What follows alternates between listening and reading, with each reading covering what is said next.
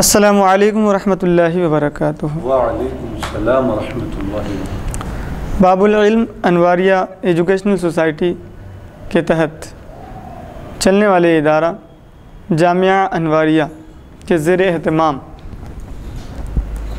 कुरान मजीद की तफसीर, सिहाए सित्ता और दिगर अहादीस व फ़िक़्ह की तकरीबन 100 मोतबर व मशहूर किताबों की वीडियो रिकॉर्डिंग का सिलसिला जारी है। उसी की एक कड़ी निसाब अहल ख़िदमत शरइया की सूरत में बिफ़ज़्ल ताला जारी है, जिसकी आज 8वीं नशिस्त का आगाज़ हुआ चाहता है। जैसा कि पिछली नशिस्त में वज़ू के मसाइल बयान किए गए थे और मुस्तहब्बात तक बयान पहुँचा था। आज इंशाअल्लाह अज़ीज़ मसाइल वज़ू के बकाया को बयान किया जाएगा, जिसमें वज़ू के मकरूहात और वज़ू तोड़ने वाली चीज़ें यानी मुफ़सिदात वज़ू शामिल हैं। वज़ू के मकरूहात यानी वज़ू में कौन सी चीज़ पसंद नहीं है। वज़ू हो जाता लेकिन यह है कि काबिल क़दर नहीं होता। वज़ू में ये उमूर मकरूह हैं, जो चीज़ें वज़ू में मुस्तहब हैं उनके ख़िलाफ़ करना, जैसे कि वज़ू करते वक्त बिला ज़रूरत किसी से मदद ना लेना, ये मुस्तहब है। अगर कोई मदद ले रहा है तो ये मकरूह है। अगर ज़रूरत हो तो ठीक है, ज़रूरत हो तो ठीक है। और अगर कोई शागिर्द खिदमत के तौर पे मौका ले रहा मांग के और यानी कि बिल्कुल मुसिर हो के अगर कोई करना जा रहा है तो वहाँ पर अगर उसकी तस्कीन क़ल्ब के लिए अगर कोई उस्ताद मौका दे दे, कोई पीर अपने मुरीद को मौका दे दे, तो ये मुस्तस्ना है। यहाँ पर ना पीर की ख्वाहिश होती है ना उस्ताद की ख्वाहिश होती है कि लड़का उनको पानी डाले या उनकी खिदमत करे। बस तालिब इल्म और मुरीद एक शौक़िया सिर्फ मदद करना चाहते हैं, वहाँ पर इजाज़त है।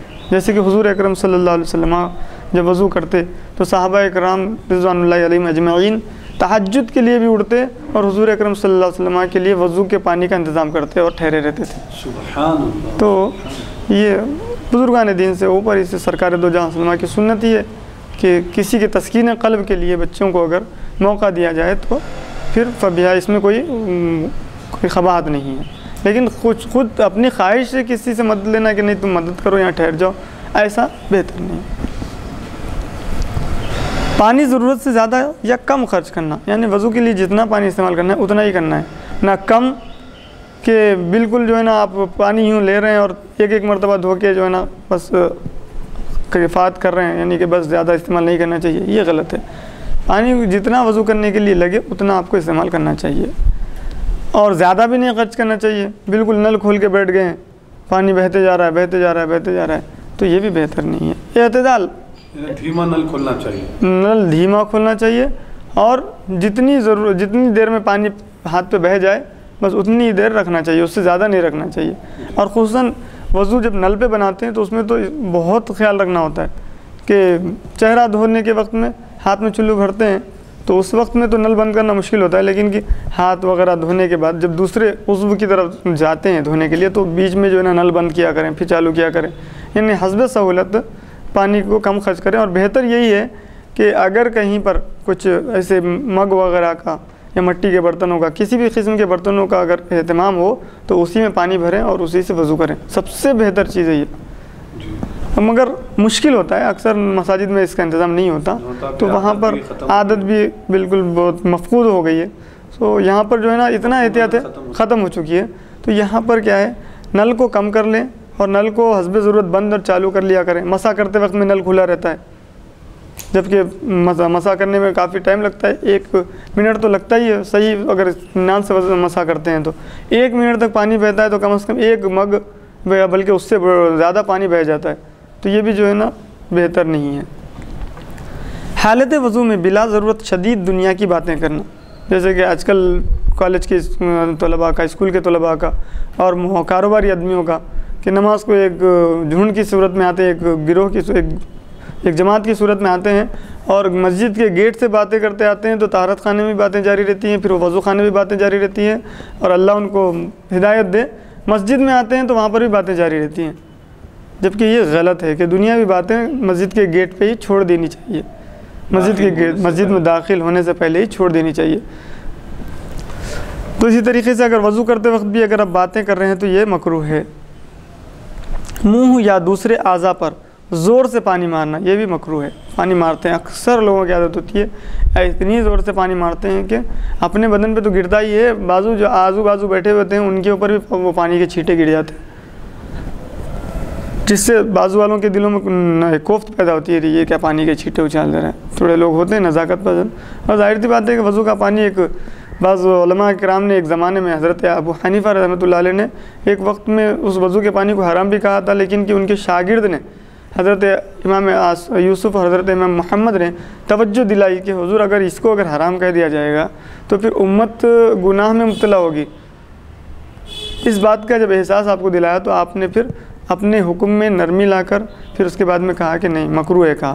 फिर उसके बाद में तवज्जो दिलाई गई, आप शागिर्द ने तवज्जो दिलाई आपकी, तो फिर उसके बाद में आपने उसको बेहतर नहीं कहा कि ये खिलाफ अदब है, इससे बचा जाए, ये पानी अच्छी चीज़ नहीं है, इससे बचना चाहिए। वज़ू का पानी बदन पे नहीं गिरना चाहिए। तो उसके बारे में तो आपने पहले हराम का फतवा दिया था कि ये पानी हराम है, फिर उसके बाद में आपने उसको मकरूह कहा, फिर उसके बाद में आपने मकरूह का हुक्म भी हटा लिया, क्योंकि उसमें आपने देखा कि एक इंसान वज़ू कर रहा है तो जो वज़ू में जो गुनाह जड़ रहे थे तो गुनाह की तरफ निस्बत करते हुए आपने ये शदीद हुक्म दिया था कि ये जब गुनाह एक बहुत बुरी चीज़ है, सो उस एतबार से कि गुनाह इस पानी में मुलव्विस होता है, सो आपने इसका हुक्म दिया था। लेकिन फिर बाद में उसमें आपने नरमी की और बल्कि बचने को लाजिम कर दिया। बचना बेहतर है बहुत। 3 बार से ज़्यादा आज़ा वज़ू का धोना, 3 मरतबा धोना ये सुन्नत है। अगर 3 मरतबा से अगर कोई ज़्यादा धोता है तो ये मकरूह है। नए पानी से 3 बार मसा करना ये भी मकरूह है। वज़ू के बाद हाथों का पानी छिड़कना, इस तरीके से छिड़कते हैं पानी लोग, तो ये भी मकरूह है। औरत के बचे हुए पानी से वज़ू करना ये भी मकरूह है। मस्जिद के अंदर वज़ू करना ये भी मकरूह है। नजिस जगह पर वज़ू करना ये भी मकरूह है। नजिस जगह जैसे कि अभी कोई आपने नापाकी का गुस्ल किया और वहाँ पर की जो गलाजत थी उसको आपने साफ़ नहीं किया और वहीं बैठ के आपने वज़ू करना शुरू कर दिया, तो ये भी मकरूह है। तो अगर हमाम में आप वज़ू कर रहे हैं या फिर टॉयलेट में, जहाँ कहीं भी नजासत हो वहाँ पर वज़ू कर रहे हैं, तो आपको उस ज़मीन को पूरे तरीके से साफ़ धुलना चाहिए, धुल के वज़ू करना चाहिए। बग़ैर धुले के अगर वहीं पर आप वज़ू कर रहे हैं तो ये मकरूह है।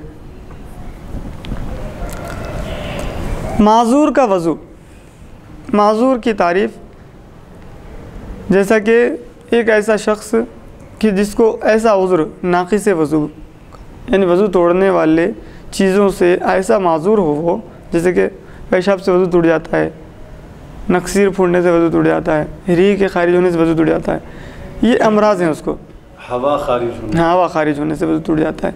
तो ऐसे चीज़ों का कोई माज़ूर हो, यानी कि उसको ये उज़्र लायक हो, तो उसको माज़ूर उस वक्त कहेंगे जबकि उसे ये उज़्र इस कदर शिद्दत से लायक हो कि ये उज़्र उसे वज़ू करके 2 रकात नमाज़ पढ़ने की भी इजाज़त नहीं देता, रुख्सत नहीं देता, उतनी गुंजाइश वक्त में नहीं देता। वज़ू किए, अभी आए थे 1 रकात भी वज़ू टूट गया, तो इसको माज़ूर कहते हैं। सो इस शख्स के लिए हुक्म क्या है उसके बारे में देखिए।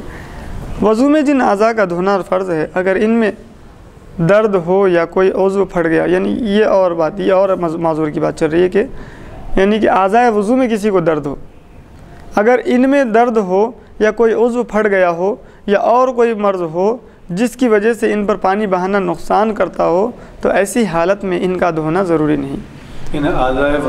आज़ाए वज़ू जिस्म के वो हिस्से जहाँ पर पानी बहाया जाता है वज़ू में, अगर वहाँ पर ज़ख़म हो, तकलीफ़ हो जी, तो वहाँ पर नहीं बहाने से भी चल जाता है। तो जहाँ पर जैसे कि हाथ है, ये हाथ में अगर आपको कोई ज़ख़म हो गया, उंगली में ज़ख़म हो गया, सो वहाँ पर पानी नहीं भी बहाएंगे तो चल जाता है। पानी बहाना नुकसान करता है, तो ऐसी हालत में इनका धोना ज़रूरी नहीं, सिर्फ इन पर मसा कर लेना चाहिए, और अगर मसा भी नुकसान करे तो यूं ही छोड़ दें। सिर्फ इन पर अगर किसी उज़्व पर फोड़ा या ज़ख़म होने या टूट जाने या किसी और वजह से पट्टी बांधी हो तो इसकी 3 सूरतें हैं। पट्टी का खोलना मुज़िर होगा। पट्टी बांधी आप, तो पट्टी बांधनी इतनी ज़रूरी है कि अगर खोल देंगे तो नुकसान होगा। ख़ा जिस्म का धोना मुज़िर हो या ना हो, पट्टी खोलना नुकसान होगा, एक सूरत। दूसरी सूरत, पट्टी का खोलना तो मुज़िर ना हो लेकिन खोलने के बाद बांधने की मुश्किल हो। तीसरी सूरत, ना पट्टी का खोलना नुकसानदेह हो ना खोलने के बाद बांधने में दिक्कत हो। पहली और दूसरी सूरत में तमाम पट्टी पर मसा कर लेना चाहिए। यानी पहली सूरत ये है कि पट्टी का खोलना नुकसान है, नुकसान पहुंचाता। ये है कि दूसरी सूरत में ये है कि पट्टी का खोलने में नुकसान नहीं है लेकिन बांधना मुश्किल है। इन दोनों सूरतों में आपको पट्टी पे सिर्फ मसा कर लेना चाहिए, खा वो पट्टी ज़ख़म के बराबर हो या ज़ख़म से ज़ायद हो। अगर मसा भी नुकसान करे तो यूं ही छोड़ दें, मसा भी करने में नुकसान हो, तकलीफ़ हो तो उसको ऐसे ही छोड़ दें। तीसरी सूरत में कि पट्टी खोलने में नुकसान नहीं है ना पट्टी बांधना मुश्किल है, तो ऐसी सूरत में पट्टी खोलकर तमाम उज़्व को धो डालें, बशर्त ये कि ज़ख़म का धोना नुकसान ना करे। ज़ख़म धोने में नुकसान ना हो तो पूरा का पूरा उज़्व धोएं ना करे। वरना अगर ज़ख़म धोने में जहाँ पर ज़ख़म है और बाकी पट्टी के दूसरे हिस्से में थोड़ा सा फ़र्क करेंगे, यानी कि जहाँ पर ज़ख़म है हिस्से को छोड़कर बाकी उज़्व को धो डालें और ज़ख़मी हिस्से पर मसा कर लें। और अगर मसा भी नुकसान करे तो पट्टी बांधकर पट्टी पर मसा कर लें। सुभान अल्लाह, सुभान अल्लाह। अगर किसी शख्स को कोई ऐसा मर्ज़ हो जिसमें वज़ू को तोड़ने वाली चीज़ें बराबर जारी रहती हों, मैं पहले अभी जो सूरत अभी जिसकी वजाहत किया हुआ वो दूसरे नंबर पे आ रही है कि अगर किसी शख्स को कोई ऐसा मर्ज़ हो जिसमें वज़ू को तोड़ने वाली चीज़ें बराबर जारी रहती हों, यानी किसी नमाज के पूरे वक्त में इतनी मोहलत ना मिलती हो कि वो इस मर्ज़ से खाली न होकर इस वक्त की फ़र्ज़ नमाज अदा कर सके, तो ऐसे शख्स को हर नमाज के वक्त नया वज़ू कर लेना चाहिए। ये अहम मसला आ गया जी। अक्सर लोग जो हवा खारिज होने की शिकायत करते हैं जी कि मुझे साहब हम वज़ू करते हैं फिर जो है हाँ करने के बाद ज़्यादा देर बैठे तो जो है फिर वज़ू टूट जाता है, फिर दोबारा वज़ू करना पड़ता है। तो ज़्यादा की मकदार उनके पास मुतय्यन नहीं होती है। अगर उनको रुख्सत दे दी जाए तो वो जो है ना 2 घंटे भी वक्त मिलता है तो फिर भी जो है ना वो माजूर समझ के अपने आप को तयम्मुम करके नमाज़ पढ़ेंगे। तो ज़्यादा की मकदार बता दे रहे हैं कि वक्त की उस वक्त की फ़र्ज़ अदा ना कर सके, वो इतनी मोहलत भी ना मिले, बस उतना ही है। यानी 4 रकात वाले वक्त में 4 रकात की फ़र्ज़ नमाज भी वो ना अदा कर सके तो वो माजूर है। 4 रकात की नमाज वो वज़ू करके अदा कर सकता है तो वो माजूर नहीं है। अच्छा जी, ऐसे लोगों के लिए तयम्मुम जायज़ है करना। हाँ, सिर्फ वो लोगों के लिए तयम्मुम जायज़ है जो सिर्फ 4 रकात की नमाज भी ना पढ़ सके, यानी 2-2 मिनट पे उनको जो है ना वो मर्ज़ लाहिक होते जा रहा है। हवा खारिज हो, जैसे कि आप मान लीजिए कि भाई 4 रकात की ज़ोहर की नमाज़ है, सो 4 रकात की ज़ोहर की नमाज़ बहुत बोलती है 5 मिनट में अदा करते हैं। और कोई अगर आदी हो जैसे 10 मिनट में अगर ज़ोहर की नमाज़ अदा करते हों, बहुत से लोग अच्छे अदाब व अखलाक के साथ पूरे सुनन व नवाफिल के साथ नमाज़ अदा करते हैं, तो उनके एतबार से उनका हुक्म होगा कि 10 मिनट में अगर वो नमाज़ अदा करते हैं तो उनको 10 मिनट भी नहीं मिलते कि वज़ू टूट जाता है, तो वो माजूर है। जी, कोई भी बीमारी हो, कोई भी बीमारी हो, वज़ू तोड़ने वाली, वज़ू टूट जाता है बिल्कुल, तो उसमें जो है वो तो तयम्मुम कर सकते हैं, लेकिन हर नमाज के लिए ताज़ा वज़ू शर्त है। हाँ, तयम्मुम नहीं, जी बिल्कुल, हाँ, हर नमाज के लिए ताज़ा वज़ू, हर नमाज के लिए ताज़ा वज़ू, तयम्मुम नहीं, हर नमाज के लिए ताज़ा वज़ू। यानी नमाज का वक्त शुरू हुआ, आप ज़ोहर का वक्त समझ लीजिए 12 बजे शुरू हो रहा है, तो आप ज़ोहर के वक्त में जैसे ही 12 बजे वज़ू बना लीजिए, तो आपको फिर असर का वक्त समझ लीजिए मसलन 4:30 बजे शुरू हो रहा है, तो ये एक वज़ू आपको उस वक्त तक चलेगा, यानी 12 बजे से लेकर 4:30 बजे तक चलेगा। अच्छा, तो वहाँ पर तयम्मुम मुराद नहीं है, वज़ू तयम्मुम नहीं, वज़ू करना मुराद है। बड़ा अहम मसला है। बिल्कुल बिल्कुल, वक्त ये जो असल और इसमें मेरे को खुद जो है बड़ी जी मतलब डाउट था, मैं कंफ्यूज था इस मामले में। जी, मैं ये सुना था कि भाई अगर आप जो है जैसा मगरिब की नमाज शुरू हुई जी तो फिर दूसरी मगरिब की नमाज जी जी यानी असर की नमाज तक। जी जी, यहाँ पर इस्लाम में जो है जी जी जी जो दिन शुरू होता है मगरिब से जो है शुमार किया जाता है, उसकी जो गिनती होती है वो मगरिब से होती है, तो मगरिब से लेकर फिर दूसरी मगरिब का नमाज का वक्त शुरू होने तक जी, अगर इस दरमियान में आपको एक बार हवा खारिज हुई या 2 बार हवा खारिज हुई, तो फिर अब आप जो है वो दूसरे दिन मगरिब का वक्त शुरू होने तक आप माजूर हैं। जी जी। तो यानी आप जो है ताज़ा वज़ू करें, जब वक्त शुरू हो जाता है नमाज का जी, तो उस वक्त आप ताज़ा वज़ू करें, फिर दूसरे नमाज का वक्त शुरू होने तक वो वज़ू जो है आपका बाकी रहेगा जी, जब तक कि आप पेशाब या पैखाना ना करें।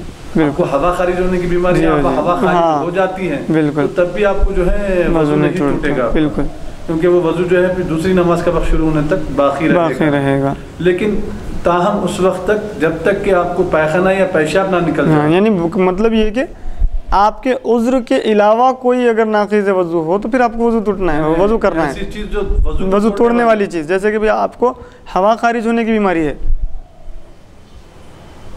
हवा खारिज होने की बीमारी है आपको, तो अब आप को अगर पेशाब आ गया या पाखाना आ गया या खून निकल गया तो वज़ू टूट जाएगा जी,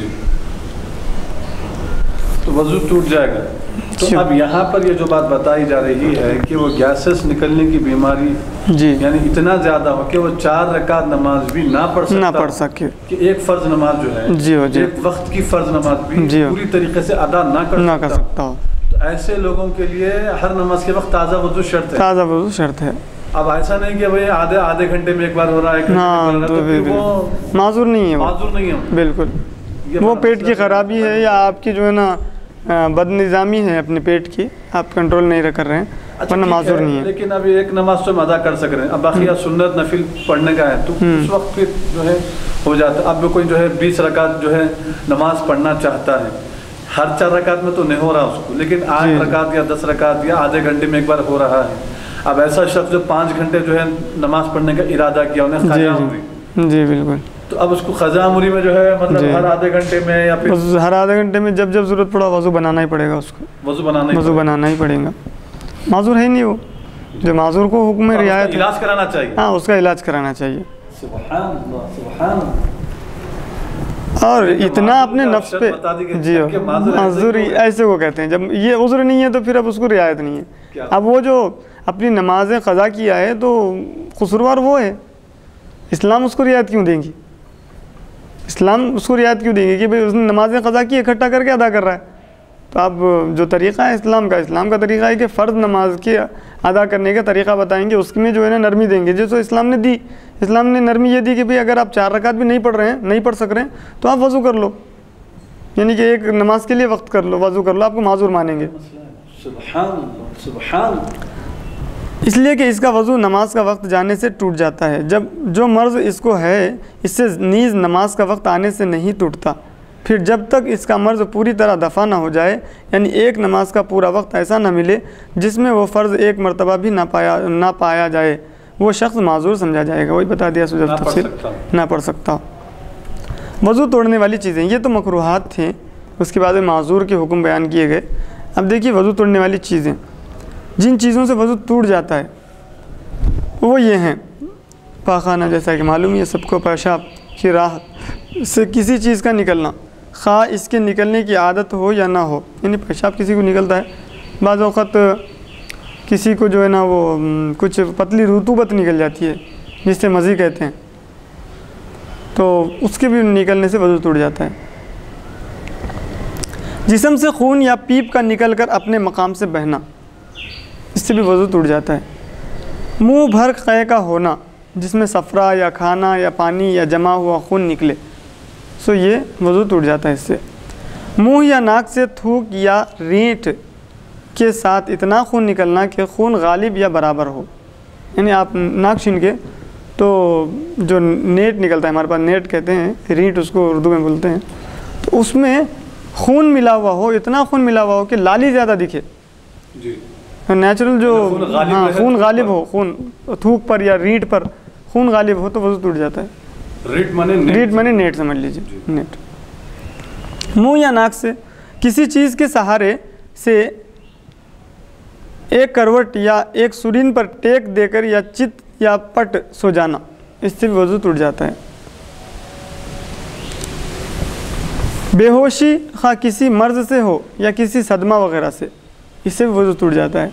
जुनून, कोई बैठे बैठे पागल हो गया तो उसका भी वज़ू टूट जाता है, यानी किसी नशीली चीज़ के इस्तेमाल से नशा पैदा हो जाना, मस्ती इसको बोलते हैं, इससे भी वज़ू टूट जाता है। बालिग आदमी का रुकू व सुजूद वाली नमाज में खिलखिला कर हंसना, जिसे काका कहते हैं, जिसमें दांत और आवाज़ दोनों जाहिर हो जाए, उससे भी वज़ू टूट जाता है। बालिग आदमी मुबाशरत फ़ाहिशा, यानी दो बालिग आदमियों की शर्मगाहों का शहवत से मिल जाना, इस तरह पर के दरमियान में कोई कपड़ा वगैरह हाइल ना हो।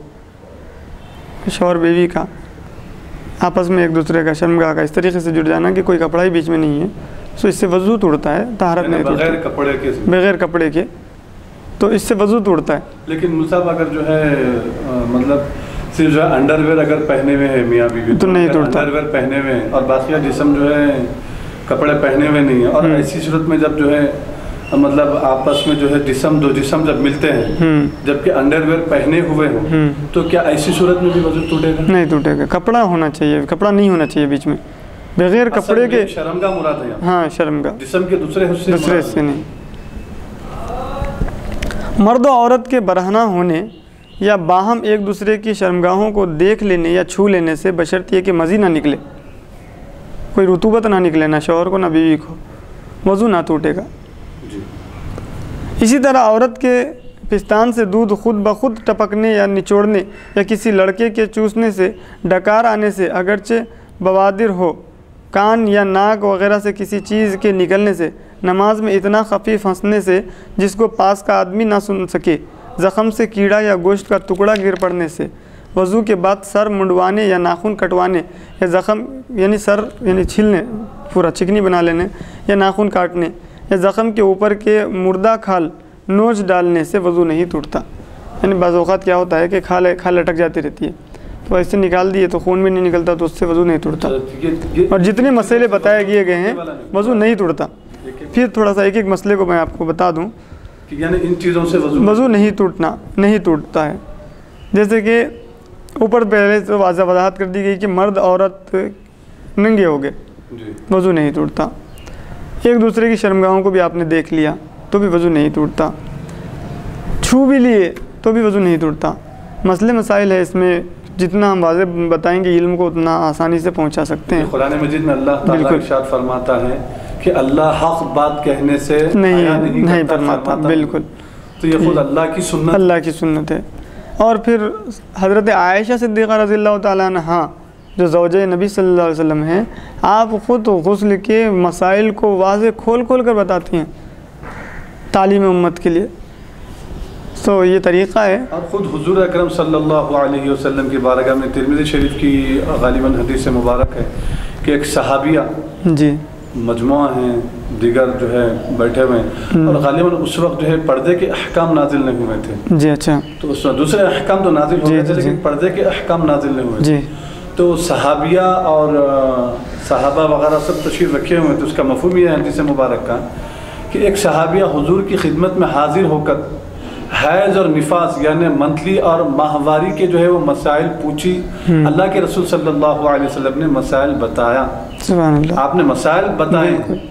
अगर मना होता तो अल्लाह के रसूल सल्लल्लाहु अलैहि वसल्लम मना फरमाते कि औरतों को चाहिए कि वो उलमाए कराम से ऐसे सवालात ना पूछें। अल्लाह के रसूल सल्लल्लाहु अलैहि वसल्लम ने मना नहीं किया, तो ये मना नहीं करना खुद इसकी शरीयत में इजाज़त है। अगर बताएंगे ना तो मालूम कैसे होगा, वो लोग अमल कैसा करेंगे? क्योंकि इतनी जहालत आम हो गई है बाज़ हमारे मुसलमान भाइयों में कि इल्म नहीं होने की वजह से कि मियाँ बीवी अगर जो है रोज़े की हालत में लिप्स टू लिप्स किस करते हैं तब भी रोज़ा नहीं टूटेगा, वज़ू भी नहीं टूटेगा।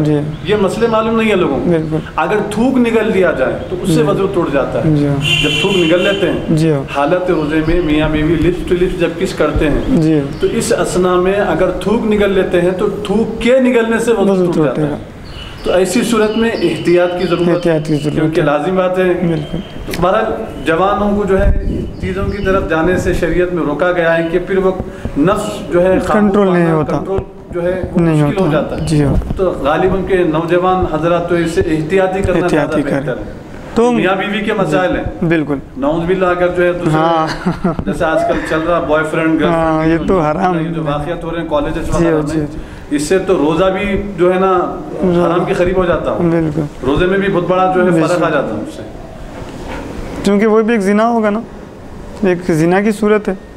ज़िना सिर्फ हकीकी एक शर्मगाह को शर्मगाह में दाखिल करने को तो हकीकी ज़िना कहते हैं। उसके अलावा जो भी चीज़ जैसे आँखों से इस तरीके से काम करते तो आँखों का ज़िना होता है। अगर होंठ से करेंगे आप ये काम तो होंठ का ज़िना होगा, तो बहुत बड़ा गुनाह है ये भी। तो बहरहाल यहाँ पर इस बात की वजाहत करने की ज़रूरत इसलिए पड़ी कि लोग इस तरीके के मसले मसाइल जब बयान किए जाते हैं, इनकी तालीम व ताल्लुम की जाती है, तो लाइल्म और लाशूर हज़रात तमस्खुर करते हैं, इस्तेहज़ा करते हैं, मजाक उड़ाते हैं इसका। इस मसले मसाइल का इस्तेहज़ा उड़ाना, मजाक उड़ाना, इस्तेहज़ा करना ये मुसलमानों का शेवा नहीं है, बल्कि यहूद व नसारा का शेवा है। वो लोग इससे इस्लाह करें अपनी। इसलिए ऐसे मसले मसाइल आपका दिल है, सीखना है, सीखिए, गुनाह से बचेंगे। अगर आप नहीं सीखेंगे और आप इस्तेहज़ा करेंगे तो वैसे ही मजाक उड़ाएंगे, मस्खरापना उड़ाएंगे। इस बात को बयान सुन के इस वीडियो क्लिप का इस्तेमाल करके आप जो है ना गलत इस्तेमाल करके जो है ना इसका मजाक बनाएंगे, तो आप इसके जवाबदेह होंगे, आप इसके सज़ावार होंगे। अल्लाह तबारक ताला आपसे सवाल करेगा, हम इसके जवाबदेह नहीं होंगे। नमाज में इतना ठीक है। इसी तरह औरत के पिस्तान से दूध खुद ब खुद टपकने लगा तो भी वज़ू नहीं टूटता। किसी ने निचोड़ा दवा के लिए तो भी वज़ू नहीं टूटता। किसी लड़के के चूसने से दूध निकला तो भी वज़ू नहीं टूटता। डकार आने से अगरचे बवादिर हो, कभी कभार हो, हम आते रहती हो डकार, तो वज़ू नहीं टूटता। कान या नाक वग़ैरह से किसी पाक चीज़ के निकलने से, जैसे कोई मैल निकला या फिर कोई और कोई चीज़ निकली तो वज़ू नहीं टूटता। अलबत्ता जो गंदा पानी आँख या कान वग़ैरह से दर्द के साथ निकले उससे वज़ू टूट जाता है। जैसे कोई ज़ख़म फोड़ा हो गया, उससे पानी निकला तो वज़ू टूट जाएगा। नमाज में इतना खफीफ हंसे जिसको पास के आदमी ना सुन सके तो भी वज़ू नहीं टूटता। ज़ख़म से कीड़ा या गोश्त का टुकड़ा गिर पड़ा, ज़ख़म में कीड़ा था, निकल गया, वज़ू नहीं टूटता। इसी तरीके से बाज़ ऐसे ज़ख़म होते हैं कि गोश्त कट के गिरता है उसमें, तो उससे भी वज़ू नहीं टूटता। वज़ू के बाद अक्सर अब हमारे घरों में हमारे जो ख़वातीन होती हैं, बुज़ुर्ग ख़वातीन, वो लोग बाल कटवाने से, नहाने से और नाखून काटने से कहती हैं कि वज़ू टूट जाता है। हालांकि ऐसा नहीं है। वज़ू करने के बाद अगर बाल काटें हैं तो आप वज़ू नहीं टूटता आपका, नाखून काटें तो आपका वज़ू नहीं टूटता। या ज़ख़म के ऊपर की मुर्दा खाल नोच डालने से वज़ू नहीं टूटता। जैसे कि बस औक़ात में जैसे कि कोई दुम्बल हो गया तो दुम्बल के अतराफ़ में जो खाल होती है वो फूल के फिर जब ज़ख़म दुम्बल जो वो होता है सूखने के बाद एक खाल क्या खाली ऐसी हो जाती है, वो उसको खींचते जाइए निकलते जाती है, कोई तकलीफ़ नहीं होती है अपने आप को और ना कोई खून निकलता है। तो उसको अगर कोई खींच के निकाल दे तो उससे भी वज़ू नहीं टूटता। हद से असग़र के अहकाम। हद से असग़र यानी जिससे वज़ू फ़र्ज़ होता है उसको हद से असग़र कहते हैं। वज़ू टूटने से जो शरई हालत इंसान के जिस्म में पैदा होती है वो हद से असग़र है। यानी आप पेशाब किए, पाखाना किए, उसके बाद आपने उस पेशाब की गलाज़त को दूर कर दिया, पाखाने को भी दूर कर दिया।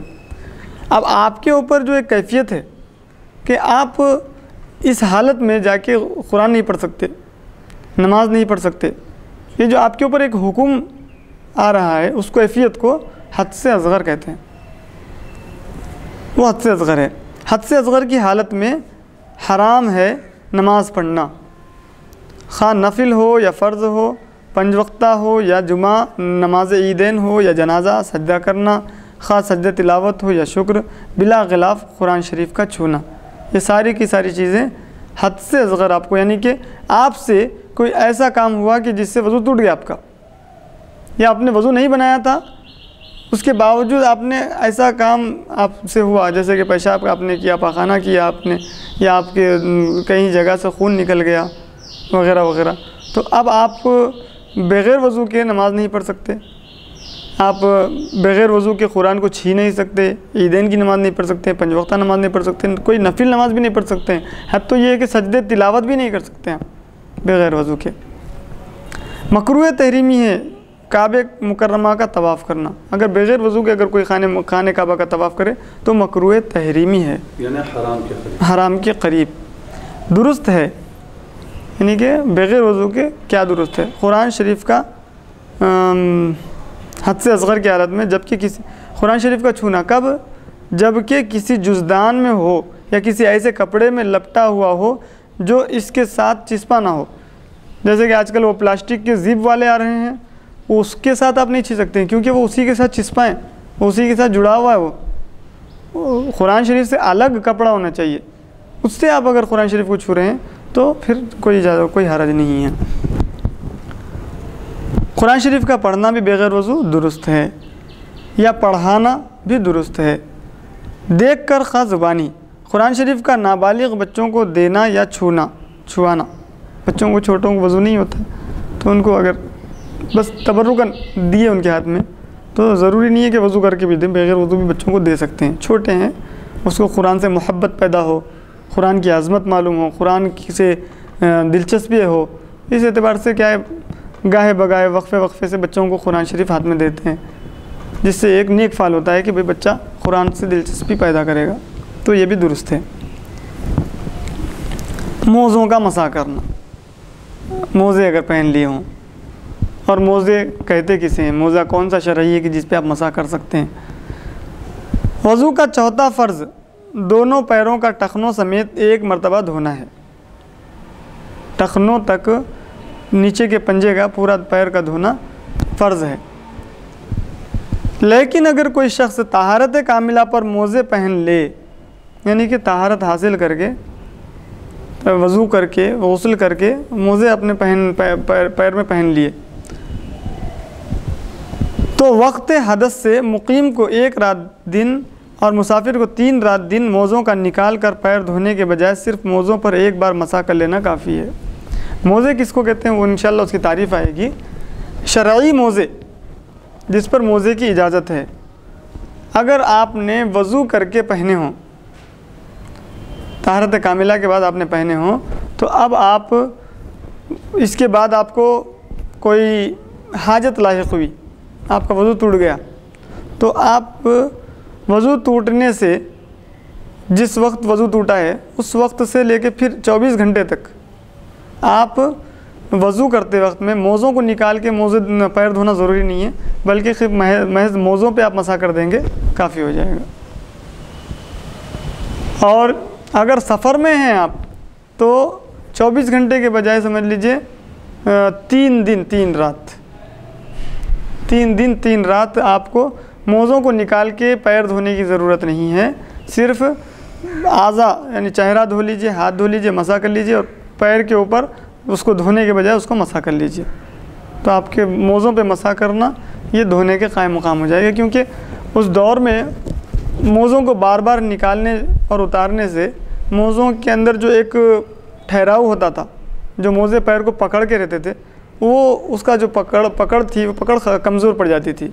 तो इसलिए इस्लाम ने रुख्सत दी कि मोज़ों का ख़रीदना बड़ा आसान नहीं था, कीमती होते थे, वो भी चमड़े के मोज़े होते थे, हर हाल में जो है ना हर वक्त ख़रीदे नहीं जा सकते थे। इस वजह से इस्लाम ने उसमें भी रुख्सत दी है। माशाअल्लाह इस्लाम की रुख्सत के का आप लिहाज कीजिए, कितनी रुख्सत है, कितना लिहाज होता है मुसलमान के एक उसकी ताकत का, उसकी वसअत का, उसको कितनी तकलीफ़ दी जाए। तो इसलिए इस्लाम में इजाज़त दी गई है कि सफ़र में हो इंसान तो 3 दिन 3 रात तक अपने मोज़े पे मसा कर ले। मोज़ों को निकाल कर पैर धोने के बजाय सिर्फ मोज़ों पर एक बार मसा कर लेना काफ़ी है। और वो मोज़े उसकी किस्म कैसी होना चाहिए, उसकी अक़साम? मोज़े ऐसे हों जिसमें पानी जब वाला ना हो, जी, जिसमें पैर के टखने छुप जाएं, उसकी तारीफ़ आ रही है। मोज़े ऐसे हों जिसमें पैर के टखने छुप जाएं, खा चमड़े के हों या किसी ऐसी चीज़ के जो मोटी हो, मोटा कपड़ा हो बिल्कुल, और पानी उसमें असर ना करे, पानी उसमें घुसे ना और जज्ब ना करे वो, और जिनको पहनकर आदमी आदत के मुवाफिक बेतकल्लुफ़ चल फिर सके बग़ैर किसी तकलीफ़ के। आप कांच के मोज़े बना लिए, चलना फिरना मुश्किल हो गया तो इसकी इजाज़त नहीं होगी। आपने लकड़ी के इतने मोटे मोज़े बना लिए कि चलना फिरना मुश्किल है, तो इसके फिर ये मोज़े नहीं हैं। अगर मोज़ा फटा हुआ हो इतना कि चलने की हालत में पैर का हिस्सा बक़द्र पैर के 3 छोटी उंगलियों के खुल जाता हो तो इस पर मसा जायज़ नहीं। यानी आपने मज़ा तो बनाया था चमड़े का या मोटे कपड़े का, लेकिन ये है कि अब वो पुराना होने की बिना पे या फिर किसी इत्तेफाकी तौर पे फट गया, इतना फट गया कि पैर की छोटी जो उंगली है उसके 3 उंगलियों के बराबर हिस्सा खुल जाता है, चलने में खुल जाता है, तो फिर इस मोज़े पे भी वज़ू मसा करना जायज़ नहीं है। हर मोज़े का मसा हाथ के 3 छोटी उंगलियों के बराबर मोज़े के पुश्त पर होना चाहिए, नीचे नहीं होना चाहिए, यानी नीचे जिससे चलते हैं उस पर नहीं, उसके ऊपर, मोज़े के ऊपर, यानी तलवे के ऊपर जो हिस्सा होता है उसके ऊपर मसा कर लेना चाहिए बस।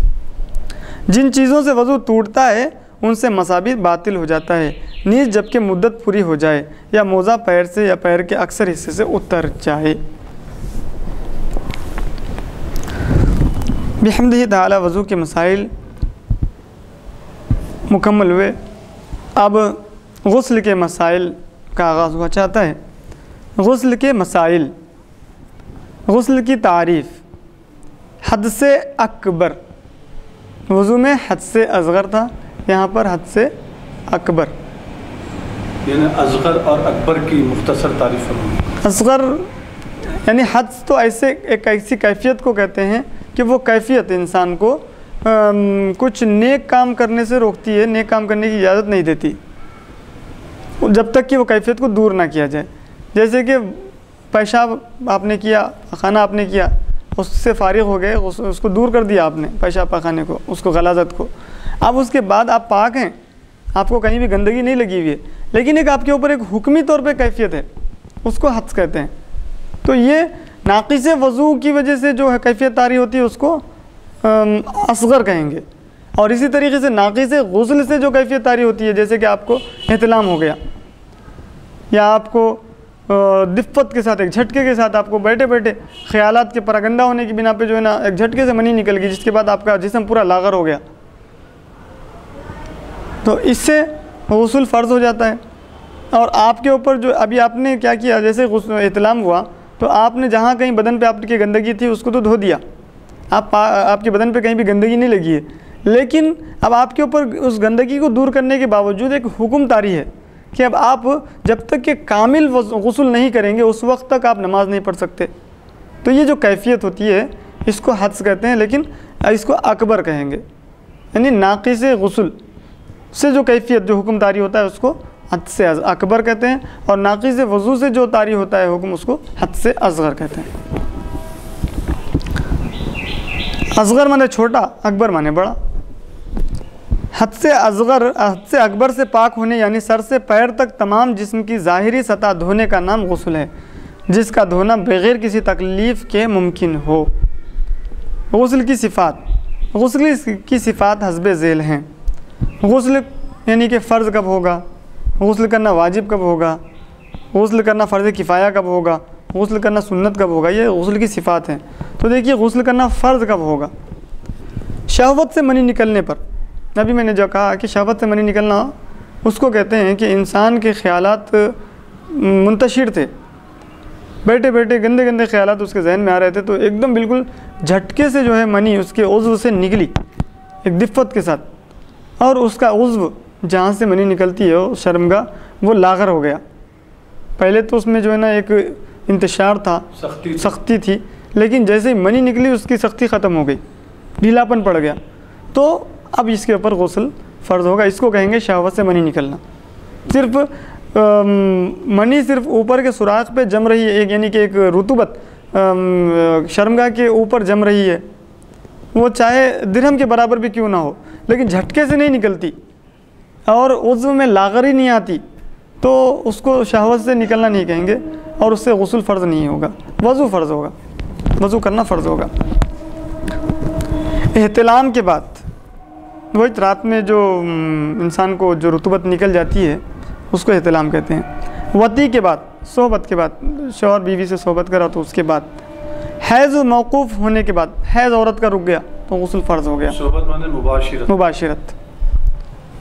निफास मौकूफ़ होने के बाद, यानी कि बच्चा पैदा होने के बाद एक खून निकलता रहता है, किसी को 20 दिन, किसी को 10 दिन, किसी को बहुत से बहुत हो गया 40 दिन।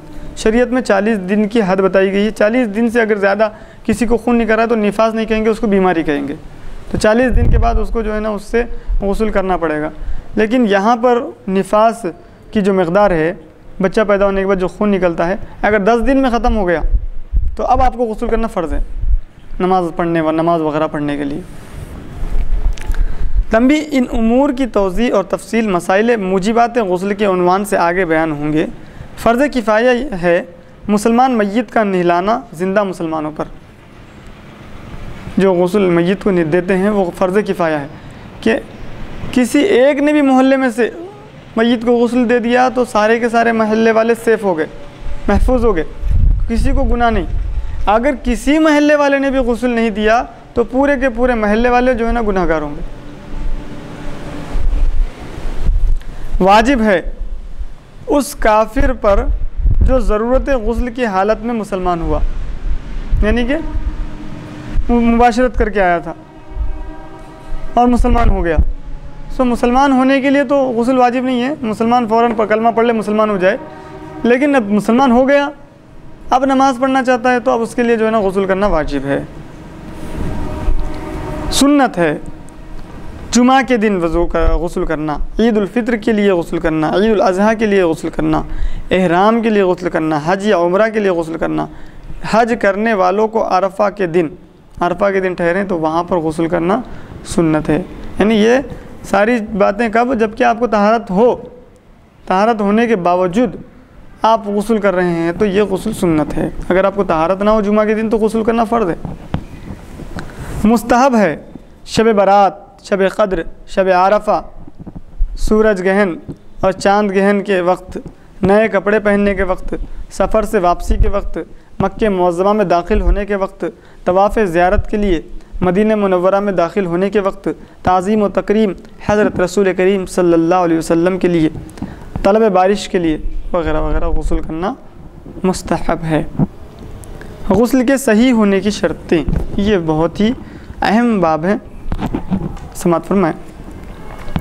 गुस्ल सही कब होता है? जिस्म के तमाम ज़ाहिरी हिस्से पर पानी पहुँचाना। अगर बाल बराबर जगह भी जिस्म से खुश्क रह जाए तो गुस्ल सही ना होगा। जिस्म पर ऐसी चीज़ का ना होना जिसकी वजह से पानी जिस्म तक ना पहुंच सके। जिन उमूर की वजह से गुस्ल फ़र्ज़ होता है उनका हालत गुस्ल में ना होना। गुस्ल कर रहे थे फिर आपको मनी निकल गई तो फिर से आपको गुस्ल करना होगा।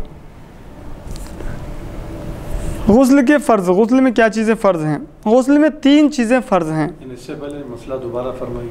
दूसरा मसला ये है कि आप गुस्ल कर रहे हैं, गुस्ल करते करते आधा गुस्ल हो गया आपका, उसके बाद आपको जो है ना फिर जो है ना ख़यालात मुंतशिर हुए, आपको जो है ना दफ़्फ़त के साथ, झटके के साथ मनी निकल गई। या फिर आप गुस्ल कर रहे थे, बस औक़ात होता है, बस घरों में ऐसा भी रिवाज है कि शौहर बीवी एक साथ गुस्ल करते हैं, वो आधा गुस्ल किए थे फिर सोबत कर लिया, तो फिर आपको जो है ना इब्तिदा से गुस्ल करना होगा। इनका हालत गुस्ल में ना होना। गुस्ल के फ़र्ज़, गुस्ल में क्या चीज़ें फ़र्ज़ हैं? गुस्ल में 3 चीज़ें फ़र्ज़ हैं। कुल्ली करना, नाक में पानी लेना, तमाम जिस्म पर पानी बहाना। तंबी, इन चीज़ों पर सिर्फ़ एक मरतबा पानी बहाना फ़र्ज़ है। इन चीज़ों से अगर कोई जगह बाल बराबर भी खुश्क रह जाए तो गुस्ल ना होगा। कुल्ली ऐसी हो कि पानी तमाम मुंह के अंदर हर जगह पहुंच जाए, गरारे के तौर पे करें। अगर कुल्ली के बजाय कोई मुंह भर पानी पी ले तो भी फ़र्ज़ अदा हो जाएगा। अगर दांतों की जड़ों या दरमियानी सुराखों में कोई ऐसी चीज़ हो जो पानी बहने से माने हो तो इसका दूर करना ज़रूरी है, बशर्त ये कि ज़रर ना हो, उसको निकालने में कोई तकलीफ़ ना हो। जैसे कि भाई आपने दांत साफ़ करवाया था, वहाँ पर सीमेंट अब किसी डॉक्टर ने भर दिए, तो अब ये नहीं कि आप गुस्ल करने में उस सीमेंट को निकाल के पानी बहाएं, ये नहीं। बस आपके दांत में कुछ गोश्त का टुकड़ा फंस गया या कोई और चीज़, रोटी का टुकड़ा फंस गया, और फिर वो मसोड़ों में अगर तकलीफ़ है, हाँ तकलीफ़ है, तो वहाँ पर भी ज़रूरी नहीं है। रोटी का टुकड़ा फंस गया या गोश्त का टुकड़ा जो तकलीफ़ नहीं देता निकालने पे, तो वहाँ पर निकालना ज़रूरी है। तमाम नाक यानी दोनों नथनों में जहाँ तक नरम जगह है पानी पहुँचाना फ़र्ज़ है। नाक, लेकिन मुफ्ती साहब माफ़ी चाहता हूँ, लेकिन जो है मतलब कोई चीज़ मुहैया होती नहीं है निकालने के लिए, निकालने की कोशिश करें जी जी लेकिन उसके बावजूद भी नहीं निकल रहा है। जी जी कोई रोटी का टुकड़ा जो है अटका हुआ है जी जी और कोई गोश्त का टुकड़ा अटका हुआ है, क्योंकि हर एक के दांतों के अक़साम किस्म जी जी जो है वो अलग अलग होते हैं। जी बाद लोगों के दांतों में सुराख ज़्यादा होने की वजह से उसमें अंदर जाके फंस जाता है। अब निकालने की कोशिश करे, नहीं निकला, तो अब वो कोशिश की मतलब वो कोशिश कैसी होनी चाहिए कि भाई अब तागा जो है, जैसा कि आजकल जो है वो डेंटल बोल के कुछ एक पतला सा जो है प्लास्टिक का वायर होता है, और कुछ नाम है उसका, तो उसके ज़रिए जो है निकाला जाता है। सबसे बेहतरीन उसी के ज़रिए निकलता है, जो तागे से भी ज़्यादा वो मुफीद है और नुकसानदेह नहीं है। लेकिन उसके बावजूद भी निकालने के बाद भी नहीं निकल रही है, या रोटी अटकी हुई है, या कोई गोश्त का टुकड़ा अटका हुआ है, या कोई और चीज़ अटकी हुई है, निकल रही नहीं है। अगरचे के दांतों में तकलीफ नहीं है, तकलीफ है तो उसको छोड़ा जा सकता है, महज तकलीफ की वजह से इसमें उसको रियायत दी गई है, गुंजाइश है। लेकिन अब यहाँ पर निकालने की तकलीफ नहीं है और कोई चीज़ अटकी हुई है, जैसा सीमेंट नहीं है, खाने की चीज़ें अटके हुए हैं, कोशिश कर रहा है लेकिन नहीं निकल रहा, तो ऐसी सूरत में क्या हुक्म है? तो यानी अब आधा घंटा कोशिश करना चाहिए या फिर 10 मिनट कोशिश करना चाहिए, क्योंकि अब नमाज का वक्त है। नहीं, कोशिश कर लेनी चाहिए। कोशिश से अंदाज़ा हो जाता है कि दिल इसका मुतमईन हो जाए कि मेरी कोशिश सूदमंद नहीं है, दिल मुतमईन होना है। अल इस्मु मा हाका फी नफ्सिक, सरकार का फरमान है कि गुनाह वो है जो दिल को खटके। दिल हमारा मुतमईन हो गया कि भाई मैंने अपनी कोशिश पूरी कर ली जी, बस। अब उसके लिए वक्त का तयन हम नहीं कर सकते। सुभान, दिल मुतमईन होना चाहिए कि मैंने अपनी पूरी कोशिश कर ली, नहीं निकल रहा है, सब इसको छोड़ दें अपनी जगह जी। सुभान, ठीक है। और ये नाक में पानी बहाने के मसले मसाइल में बाज़ लोग मसले बता देते हैं कि नाक में पानी पहुंचाना ज़रूरी है। तो एक वाक़या मेरे जहन में आ रहा है, एक नए नौशा थे, उनको बता दिया गया था कि भाई गुस्ल करने में नाक में पानी पूरी तरीके से पहुंचाना चाहिए। तो वो बेचारे मसले को समझे नहीं कि ये जो बीच का हिस्सा है यहीं तक पानी पहुंचाना है। मसला बताने वाले भी हाफिज़ साहब थे, आलिम नहीं थे। तो उन्होंने कहा कि गुस्ल में पानी पूरा नाक के अंदर तक पहुंचाना ज़रूरी है। तो बेचारे अब उनको फ़जर के आदी थे, माशाल्लाह, अल्लाह का फ़ज़ल, अल्लाह की इनायत थी कि फ़जर के पढ़ने के पाबंद थे। तो शादी के दिन भी उन्होंने फ़जर तर्क नहीं की और शादी के मुस्तकिल हफ्ते भर तक आपने फ़जर की पाबंदी की, बल्कि आप आगे भी पाबंदी की। लेकिन 3-4 दिन में उनकी हालत दिगर हो गई, आँख लाल हो गए, चेहरा लाल हो गया, तबीयत बिल्कुल बिगड़ने लगी। तो जो हाफिज़ा मसला बताए थे उनके भाई वहीं मौजूद थे।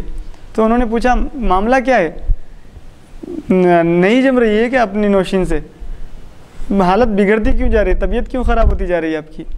सो बेचारों ने कहा कि भाई साहब, आपके भाई ने मुझे मसला बताया था, हाफिज़ साहब ने मसला बताया था, इमाम साहब ने, कि नाक में पानी जो गुस्ल करते वक्त में पूरा अंदर डालना है।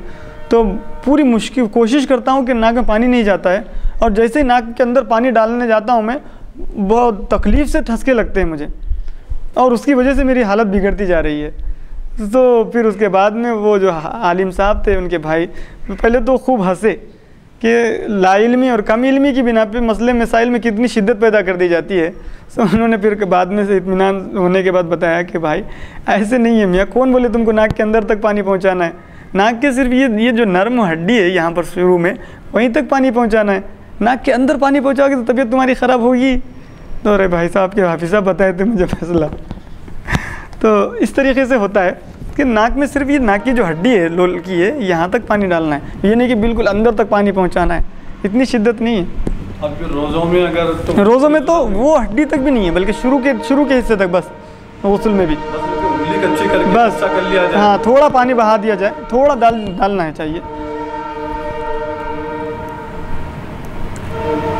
पानी पहुंचाना फ़र्ज। नाक के अंदर जो मैल नाक के लुआब से जम जाता है, इसको छुड़ाकर इसके नीचे की सतह पर पानी पहुंचाना ज़रूरी है। यानी कि हमारे पास उर्दू अल्फाज में छीपड़े जो कहते हैं, कुछ वो अटक जाता है मैल कुचेल, तो उसको निकालना और निकाल के पानी पहुंचाना ज़रूरी है, निकालना ज़रूरी है उसमें, क्योंकि वो भी जब सूख जाते हैं ना, जब जिस हिस्से पे लग जाते हैं तो पानी उसको नहीं पहुंचने देते, तो इसलिए उसको निकाल के फिर पानी पहुंचाना ज़रूरी है। तमाम जिस्म के ज़ाहिरी हिस्से पर सर से पैर तक पानी बहाना फ़र्ज़ है। इसकी वजाहत आप लोग गौर से सुने। जिसमें सर के बालों का जड़ से नोक तक भिगाना, दाढ़ी, मूछ, भवों के बालों का और उनके नीचे की सतह का धोना, अगरचे ये चीज़ें घनी हों और इनके नीचे की जिल्द नज़र ना आती हों। कान और नाक के अंदर का धोना। देखिए गौर से सुनिए, नाक बाज़ लोगों की क्या होती है, गोल होती है, गोश्त चढ़ जाता है, तो उसमें भी पानी बहाना, उसमें भी पानी डालना। लोगों की तवज्जो ही नहीं इसकी तरफ। कौन ख्याल करता है नाफ के अंदर पानी डालना है? हालांकि नाफ के अंदर पानी डालना भी ज़रूरी है। पेट ज़्यादा होने की वजह पेट, हाँ वो भी आ रहा है। किसी को चर्बी हो जाती है तो पेट जो है ना ढल जाता है, और जब जो चर्बी जो यानी कि पेट ढल गया तो नीचे जो हिस्सा होता है वहाँ पर पानी नहीं पहुँचता। आप पानी ऊपर से डाले तो पेट के ऊपर से बह जाता, नीचे कहाँ बहता? तो पेट को उठा के पानी डालना ज़रूरी है।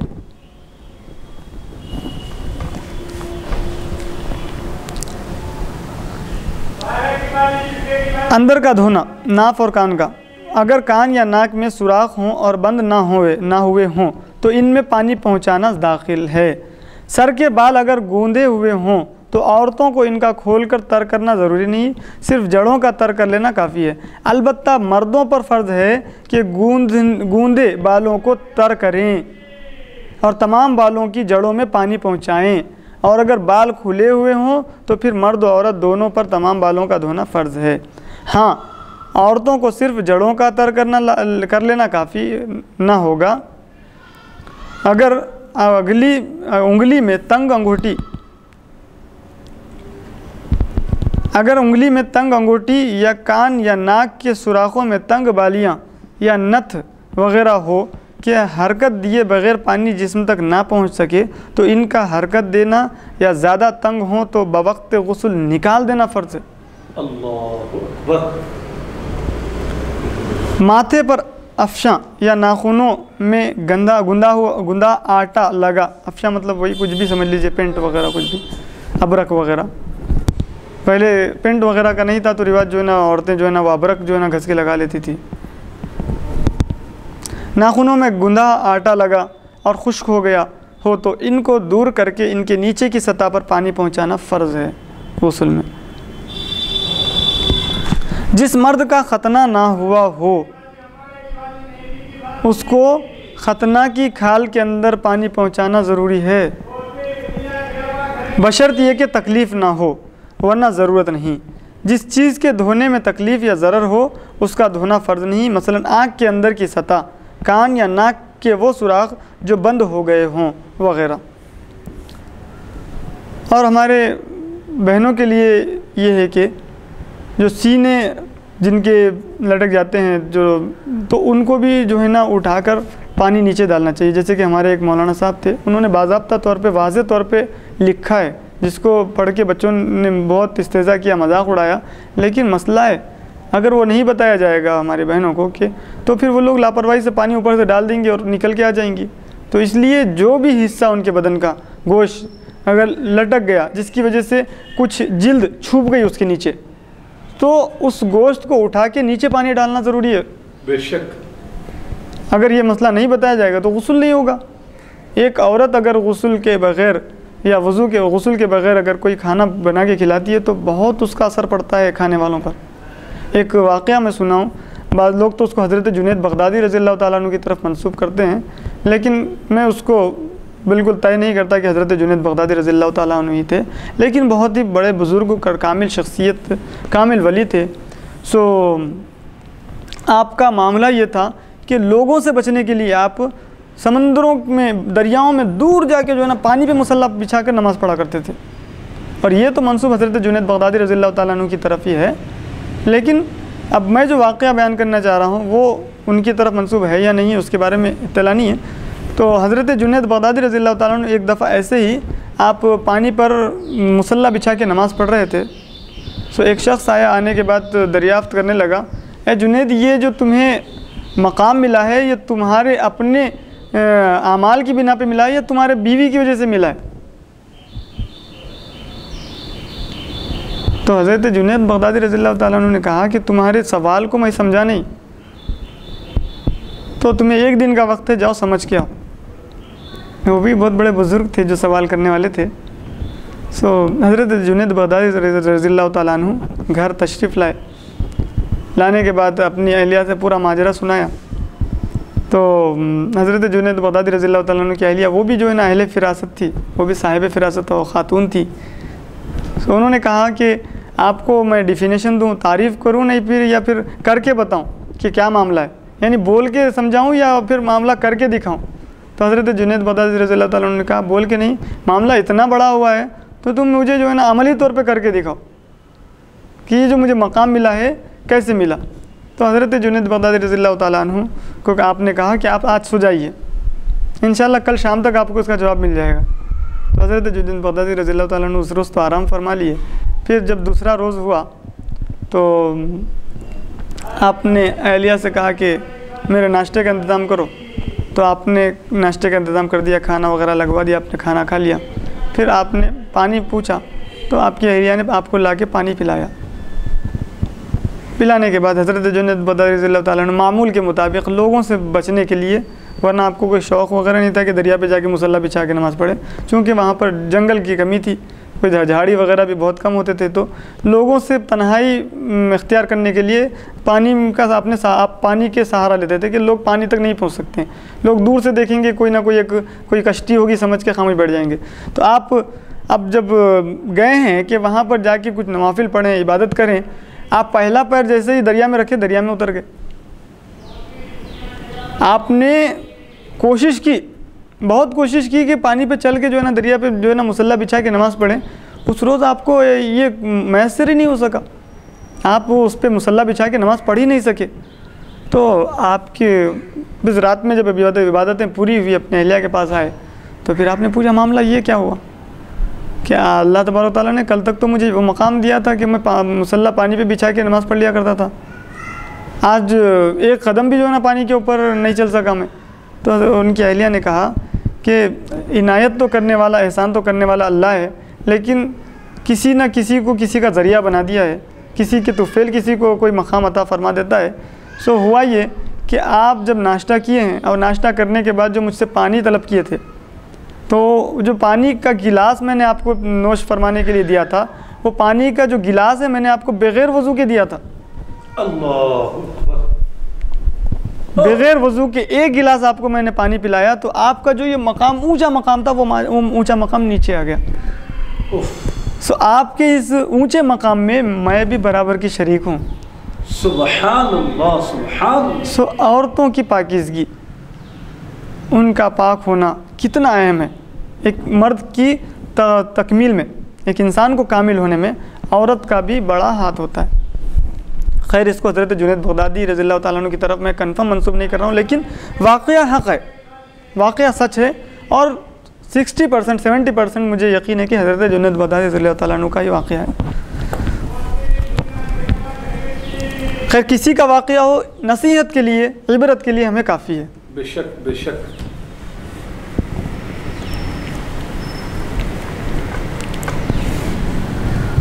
यहाँ औरतों को सिर्फ जड़ों तक वगैरह वगैरह, अंदर की सतह, कान या नाक वो सुराख को बंद हो जाए, गुस्ल की सुन्नत है। अब अभी तक फ़र्ज़ कीजिए, हाँ, ये जो पिस्तान है, ये पिस्तान उठाना चाहिए, उठा के नीचे पानी डालना चाहिए।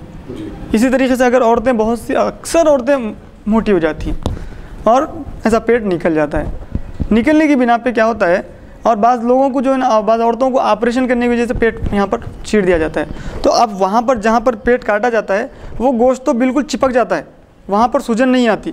लेकिन अब यहाँ पर ये हिस्सा टाँके लग गए, अब उसके ऊपर हिस्से में जो है ना सूजन आती है, तो जो ये ऊपर का जो गोश्त होता है वो ऊपर का गोश्त लटक जाता है।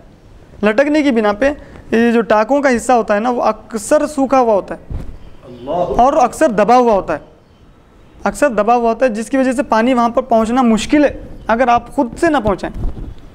तो इसलिए हमारी वो माँ बहनें जिनके इतनी चर्बी हो कि जिससे कोई ना कोई हिस्सा छूप जाता हो, या चर्बी नहीं होती है तो आमतौर पे पिस्तान भी अगर लटक जाते हैं तो इनको भी उठाना, उस चर्बी वाले गोश्त को उठा के पानी डालना फ़र्ज़ है। अगर इसमें लापरवाही की जाएगी तो उनका गुस्ल नहीं होगा। अल्लाहु अकबर। गुस्ल की सुन्नतें। गुस्ल में सुन्नतें 5 हैं। दोनों हाथों का पहुँचों तक धोना, यहाँ तक धोना पहले शुरू में। शर्मगाह का धोना नजासत को दूर करने के लिए। जिस्म से नजासत का जहाँ कहीं लगी हो दूर करना। वज़ू करना, तमाम जिस्म पर 3 मरतबा पानी बहाना। ये गुस्ल की सुन्नतें हैं।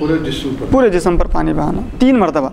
पूरे जिस्म पर 1 मरतबा पानी बहाना फ़र्ज़ है, 3 मरतबा बहाना सुन्नत है। और उसमें क्या है, वो जो शक है वो शक भी ख़त्म हो जाता। सुन्नत का माना है तकमील फ़र्ज़।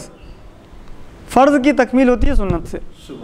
इसीलिए हर फ़र्ज़ नमाज के बाद हो या फ़र्ज़ रुकने के बाद अल्लाह के रसूल सल्लल्लाहु अलैहि वसल्लम ने अपनी तरफ किसी अमल को मंसूब कर दिया ताकि उम्मत अपने काम की तकमील कर ले मेरे नाम से। सुभान अल्लाह। अगर हम 4 रकात फ़र्ज़ पढ़ते हैं तो शुरू में या आखिर में सरकार दो जहां सल्लल्लाहु अलैहि वसल्लम ने अपनी तरफ 2 रकात या 4 रकात सुन्नत मंसूब कर दिए ताकि लोग मेरे शौक़ में नमाज पढ़ें, मेरी आदत को देखते हुए नमाज़ पढ़ें और उनके फ़र्ज़ की तकमील हो।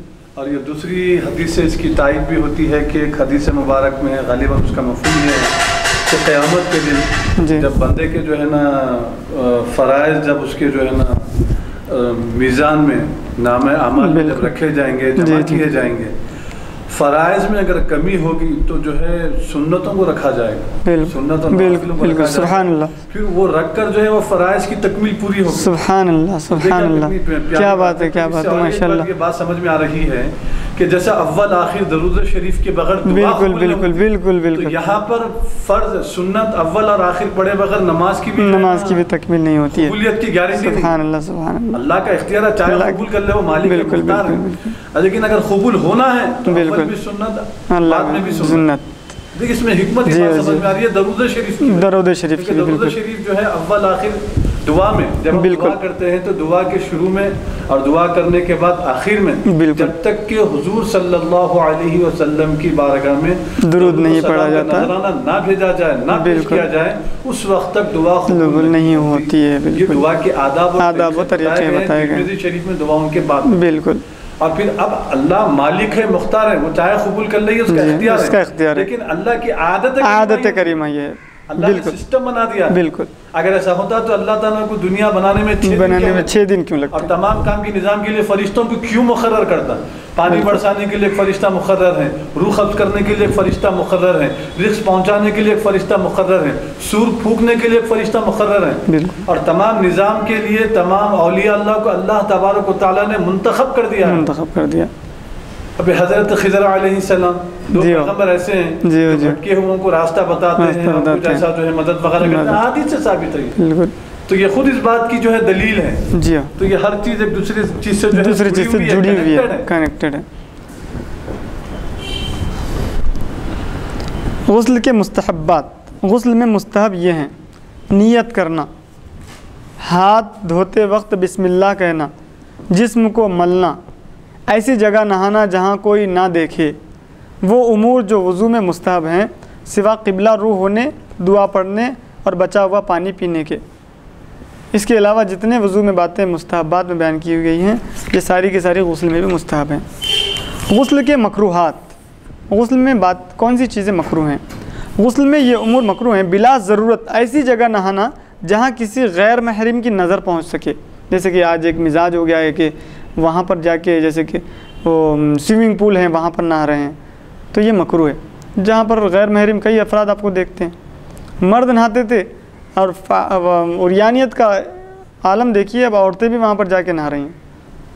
जहाँ का दीवारें तो होती हैं क़द्द आदम के बराबर, लेकिन ऊपरी हिस्सा अक्सर जगह पे खुला हुआ होता है। बिल्कुल 40 माले की, वहाँ से नज़र पड़ी जाती है, सवाल ही नहीं। सो वहाँ पर ये सोचते हैं कि दीवार तो घेरी हुई है, यहाँ तो पर्दा है, चलो नहाओ। तो यहाँ पर हमारी माँ बहनों को इबरत हासिल करनी चाहिए, इस तरीके से नहीं करना चाहिए। बरहना नहाने वाले को क़िबला रू होना, बरहना भी नहीं नहाना चाहिए, अदब के ख़िलाफ़ है। नंगे, बिल्कुल नंगे कपड़ा कुछ भी ना हो, ऐसा भी नहाना अदब के ख़िलाफ़ है। अगर नहा ही रहा हो तो क़िबले की तरफ आप नहीं होना, ना रुख होना आपका, ना आपकी पीठ होना। तो फिर क़िबले की तरफ ना रुख होना तो है। बरहाने का मतलब ये है कि नाभ से लेके घुटनों तक इतना हिस्सा छुपाना फ़र्ज़ है। यानी इतना हिस्सा अगर जो है, इतना हिस्सा अगर आप उसके ऊपर कपड़ा लपेट के नहाते हैं तो फिर क़िबले की तरफ अगर रुख होना है तो इतना हिस्सा करके रुख करना है। हाँ। मतलब नाफ से घुटनों तक जी जी जी या कोई जी हो जी लुंगी तहबंद वगैरह जो है बांध के जो है नहाना नहाना चाहिए, इतना चाहिए। हिस्सा कम से कम जी छुपा हुआ हो। जी हो जी तो ऐसा शख्स जो है क़िबले की तरफ तब भी अपना रुख कर करके सकता है। चेहरा करके पानी जी नहा सकता है। नहा सकता है। अगर ये एहतियात ना करता हो या सिर्फ अंडरवेयर पहना हुआ हो जी तो अंडरवेयर पहन के क़िबले की तरफ क़िबले की तरफ नहीं कर क्योंकि सकते। वो जो हिस्सा छुपाना फर्ज है, वो नहीं छुपाया है। क्या ये सही है मुफ्ती? बिल्कुल बिल्कुल बराबर। वैसे इजाजत है, नहा सकता है, लेकिन खिलाफ हाँ खिलाफ अदब है, हराम नहीं है, हराम नहीं है, नाजायज भी नहीं है, नाजायज़ भी नहीं है, लेकिन आदाब के खिलाफ। आदाब के खिलाफ है। क्योंकि अल्लाह ताला फरमाता है कि अल्लाह हई है और वो इस काबिल है कि हया उससे की जाए। सुभान। तो चार दीवारी में अगर हम बंद भी हो जाते हैं तो अल्लाह तबारक तआला की नज़र से तो छुपते नहीं हैं। हाय तो अल्लाह की नज़र तो वहाँ भी देख रही है हमें। सो हया तो करने का मुस्तहिक वो है, मखलूक से तो हया करनी है, लेकिन असल हया कि जिसके लिए की जाए वो अल्लाह तबारक तआला है। तो अल्लाह को अगर हम देखते हैं कि भाई अल्लाह तबारक तआला की नज़र हमारी तरफ है, तो इस एतबार से अगर देखा जाए तो वहाँ भी हमें पर्दा करना चाहिए। बिस्मिल्लाह के सिवा और दुआओं का पढ़ना, बिला ज़रूरत कलाम करना, वो उमूर जो वज़ू में मकरूह हैं, वो काम वो बातें जो वज़ू में मकरूह हैं, यहाँ भी मकरूह हैं। गुस्ल का मसनून तरीक़ा, गुस्ल का तरीक़ा ये है कि पहले नीयत करके बिस्मिल्लाहिर्रहमानिर्रहीम कहकर दोनों हाथ पहुँचों तक 3 दफ़ा धोए, फिर शर्मगाह धो ले, अगरचे नजासत ना हो, नजासत ना हो तो भी धोए, फिर जिस्म पर जहाँ कहीं नजासत लगी हो धो डाले। इसके बाद हाथ खूब मट्टी से रगड़ कर धोए, मट्टी ना हो तो नीचे बस अपने फर्शी पे रगड़ ले। आजकल साबुनों की सहूलत, हाँ साबुनों की सहूलत है, सबसे अच्छा। फिर वज़ू करे, लेकिन गुस्ल की जगह मुस्तमल पानी जमा रहता हो तो फिर पैर ना धोए, गुस्ल के बाद दूसरी जगह हट कर धोए। यानी अब ऐसा हमाम है कि छोटा बिल्कुल हमाम है, आधे हमाम में जो है ना गड़ा है वो मोहरी का पानी जाने का, तो पानी जो है ना तकरीबन जल्दी जाता नहीं, सुराख छोटा है बिल्कुल, तो आप वहाँ गुस्ल कर रहे हैं। तो आपको तरीक़ा ये है कि भाई पोंछों तक हाथ धोने के बाद शर्मगाह धो लिए और गुस्ल बदन की निजासत दूर कर दिए, आप वज़ू कर रहे हैं तो वज़ू पूरा कर लेना है, लेकिन सिर्फ पैर आखिर जो धोने हैं वो नहीं धोना है। क्योंकि नजासत में लगे ही हुए हैं, धोएंगे तो फिर नजासत उछलेगी वो पैरों पे, तो इस वजह से हाँ अगर जगह हो तो हट जाएं, अगर जगह नहीं है तो आप वैसे ही पैर को छोड़ दें, पूरा पानी बहा दें बदन पे 3 मरतबा, सर पे से, फिर 3 मरतबा ये खांधे पे से, फिर 3 मरतबा ये खांधे पे से बहा दिए। उसके बाद में जब आप गुस्ल खाने से निकल रहे हैं तो उस वक्त पैर धो लें, जहाँ पर पानी रुकता हो। जहाँ पानी नहीं रुकता तो आप पूरा वज़ू करके फिर पानी बहाएं, फिर वज़ू करें, लेकिन गुस्ल की जगह मुस्तमल पानी जमा रहता है, यानी इस्तेमाल किया हुआ पानी जमा रहता हो तो फिर पैर ना धोए, गुस्ल के बाद दूसरी जगह हट कर धोए। वज़ू के बाद सर के बालों को तर करके पहले सर पर पानी डाले, फिर दाहिने मोंढे पर, फिर बाएं मोंढे पर, इस कदर के सारा जिस्म तर होकर पानी टपकने लगे और तमाम जिस्म को हाथों से मले। ये 1 मरतबा पानी तमाम जिस्म पर पहुँच गया। यानी ये तरीक़ा जो हमारे मौलाना साहब बता रहे हैं, मुफ्ती साहब बता रहे हैं, वो तरीक़ा ये है कि पहले 1 मरतबा सर पे से बहाएं, फिर उसके बाद में इधर बहाएं, फिर उसके बाद में इधर बहाएं, फिर उसके अंदर पूरे बदन को मलें। एक तरीक़ा ये है जी, पूरा मल ले, फिर उसके अंदर फिर सर पे से पानी डालें, फिर दाएं खांधे पे से पानी डालें, फिर बाएं खांधे पे से, दूसरी मरतबा हुआ, फिर तीसरी मरतबा फिर सर पे से पानी डालें, फिर खांधे पे से पानी डालें, फिर इधर से डालें। ये नहीं कि तीनों के तीनों जो है ना सर पे डाल दिए, फिर 3 जो है ना फिर इधर से डालें, फिर 3 इधर से डालें तो कोई हरज नहीं है, डाल ले सकते हैं, लेकिन उलमा जो तरीक़ा बताते हैं वो तरीक़ा बहुत बेहतर होता है, सुन्नत तरीक़ा। फिर इसी तरह और 2 बार पानी सर और मोंढों पर डालें ताकि 3 मरतबा तमाम जिस्म पर पानी पहुंच जाए, जो मसनून है यानी सुन्नत है। बस गुस्ल हो गया। गुस्ल के बाद मकाम गुस्ल से हटकर अगर पहले पैर ना धोए हों तो धो ले और किसी खुश्क और पाक कपड़े से जिस्म को ढाँक ले और साफ़ कर ले। गुस्ल के वक्त कोई कपड़ा मसलन लुंगी वग़ैरह नाफ से ज़ानों तक बांधे रहे, और अगर किसी ऐसे मकाम पर नहाए जहाँ कोई ना देखता हो तो बरहना होकर भी नहाना जायज़ है, लेकिन ऐसी हालत में बैठ कर नहाना चाहिए। अगर आपके पास कोई कपड़ा नहीं है, एक ही अब आपने अंडरवेयर पहनी है और आपको वही कपड़ों पे नहाना है और वही कपड़े पहन के बाहर आने, आपने कोई कपड़े और दूसरे भी नहीं लिए, और अगर कोई ऐसे कपड़े पहने जीन्स पैंट पहने इतने तंग हैं कि उनको अगर पहन के नहाया जाता है तो सही से गुस्ल करने में जो है ना तकलीफ़ होगी। कुछ ना कुछ उज़्र हो, जो कुछ किसी वजह से जो है ना वो बरहना होना उसके लिए हो, अब चाहता हो कि भाई सही गुस्ल में जो है ना ये चीज़ मुझे माने होगी, तो वो कपड़े निकाल सकता है। लेकिन ऐसी सूरत में बैठ कर गुस्ल करे, ठहर कर गुस्ल ना करे। गुस्ल बग़ैर वज़ू किए भी हो जाता है। सवाल मेरे जहन में आया, एक अहम सवाल है, और मैं सवाल अर्ज करने से पहले, क्योंकि इन्नमल आमनु बिन्नियत, तमाम कामों का दारू मदार नीयत पर जी, और नौज़ुबिल्लाह हरगिज़ मेरा सवाल जो है नीयत मेरी गुस्ताखी की हरगिज़ नहीं है जी, मैं सिर्फ मसला मालूम करना चाहता हूँ। जैसा कि अल्लाह तबारक व तआला ने कुरान मजीद में ये इरशाद फरमाया है कि मुझसे हया की जाए। जी, वो जो आयत आप जो फरमाया उसका मफ़हूम ये है कि सही माने में हया जो है अल्लाह अज़्ज़ व जल से की जाना चाहिए, क्योंकि वो उसी के काबिल है, लायक है, परवरदिगार है। तो जब मतलब बरहाना यानी नंगे होकर नहाने को खिलाफ आदाब जो है कहा गया है शरीयत में, तो फिर जब बच्चा जब पैदा होता है तो उसके जिस्म पर कपड़ा नहीं होता। तो अब कुरान की आयत मुबारका में अल्लाह ताला ये इरशाद फरमाता है, और जब बच्चा पैदा होता है तो नंगा पैदा होता है, तो इसमें क्या हिकमत है? ज़ाहिरी तौर पर मतलब कुरान की आयत मुबारका में अल्लाह ये फरमाता है कि हया मुझसे की जाए, और फिर इधर जो है देखिए अल्लाह तबारक व तआला के जो अहकाम होते हैं वो बालिगों से होते हैं जी, शूर वालों से होते हैं। सुभान। तो बालिगों को हुक्म है कि अल्लाह से हया करे। अब जो बच्चा अभी पैदा हो रहा है जिसको शूर और शूर क्या बल्कि हयात ही अभी अभी मिली है, सो उसको ये हुक्म नहीं है। जो शूर वाले उनको हुक्म है। सुभान। पैदा होने की तो बात छोड़िए आप, बच्चे को जब तक शूर नहीं आता है वो बगैर चड्डी के घूमता रहता है, क्या सो उसको हुक्म नहीं है। जो शूर में है, जो इंसान बालिग हो चुका है, उसको ये हुक्म है। सुभान अल्लाह, सुभान। बाज़ लोग पहले जिस्म को धो धुलाकर और मल मलाकर गुस्ल ख़त्म होने के करीब वज़ू करते हैं। एक चीज़ ऊपर एक तंबी छूट गई, गुस्ल बग़ैर वज़ू किए भी हो जाता है। यानी जैसे कि आपने नजासत आपके बदन से दूर कर ली, नजासत दूर करने के बाद आपने कुल्ली कर ली और नाक में पानी डाल लिया।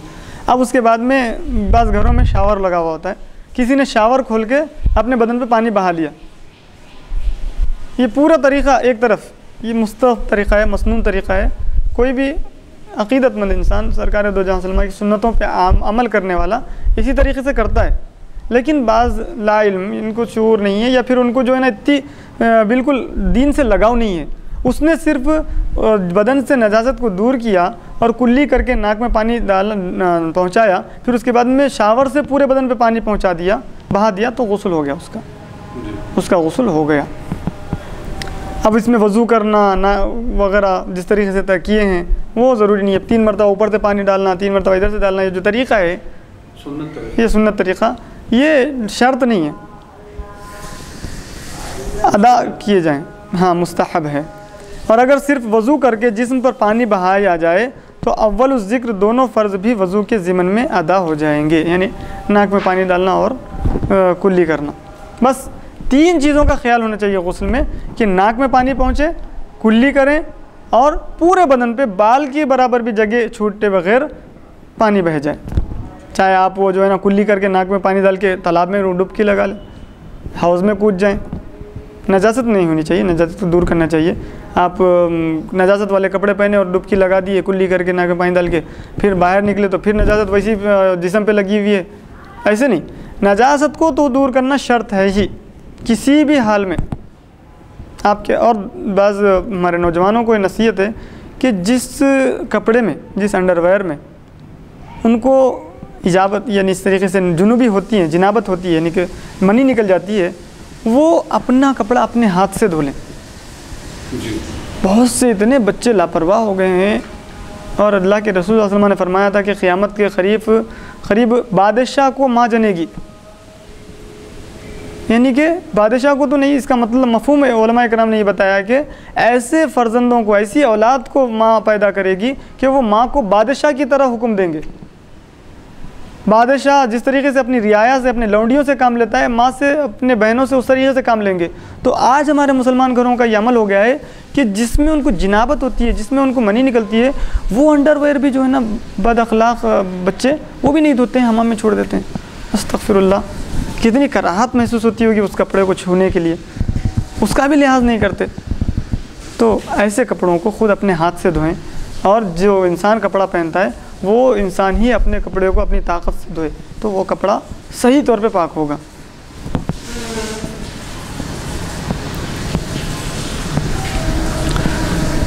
बाद लोग पहले जिस्म को धो धुलाकर और मल मलाकर गुस्ल ख़त्म होने के करीब वज़ू करते हैं, और उसके बाद अरबी इबारत जिसको गुस्ल की नीयत कहते हैं पढ़ते हैं। पढ़ते हुए या पानी पर दम करके सर और मोड़ों पर 3-3 लोटे पानी डाल लेते हैं, और समझते हैं कि बग़ैर इस ख़ास सूरत के गुस्ल नहीं होता। यहाँ तक कि बाज़ औरतें जिनको गुस्ल की नीयत नहीं आती, वो दूसरों से पानी पर दम करा के इस पानी को बतरीक़ बिला इस्तेमाल करती हैं, बाला इस्तेमाल करती हैं। ये फजूल और बेअसल बात है। गुस्ल में बड़ी चीज़ फ़र्ज़ उमूर का पूरा करना है। बाला इस्तेमाल यानी कि ऊपर के तौर पे, यानी कि अभी जो तरीक़ा ऊपर बयान किया उसके एतबार से, यानी कि गुस्ल करने के लिए ये 3 चीज़ों का होना ज़रूरी नहीं है। ज़रूरी है बस आप जो तरीक़ा है, वो जो सुन्नत तरीक़ा है, मुस्तहब तरीक़ा है वज़ू करना है, वो गुस्ल से पहले। अभी आपका किसी जिस्म पे पानी नहीं बहा, उस वक्त आपको वज़ू करना है। अब आपने पूरे बदन पे पानी बहा दिया तो फिर उसके बाद वज़ू करना बेसूद है। वज़ू का मतलब होता है कि आज़ाए वज़ू पे पानी बहाना। अब पूरे बदन पे जब पानी बह गया तो हाथ पे भी बह गया, चेहरे पे बह गया, फिर उसके बाद में वज़ू करना, ये बेमाना है। वज़ू पहले करते हैं तो उसमें क्या होता है कि आप एक एक उज़्व की सही तौर पे रियायत करके उसका गस्ल कर सकते हैं, उसको धो सकते हैं। अगर पहले से आपने पानी बहा दिया तो फिर इसकी ज़रूरत नहीं रहती।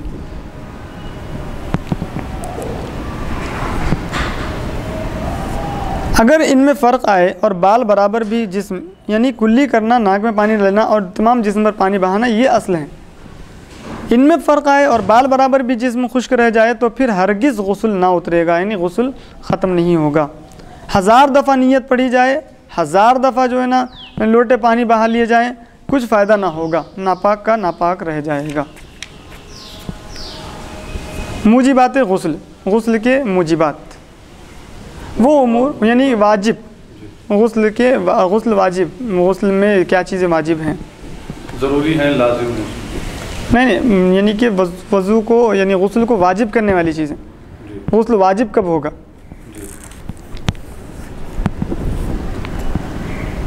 शहवत से मनी निकलना, एहतिलाम होना, वती करना, हैज़ का मौक़ूफ़ होना, निफास का मौक़ूफ़ होना, तब भी इनमें से हर अम्र की तौज़ी व तफसील मसाइल दर्ज झेल है।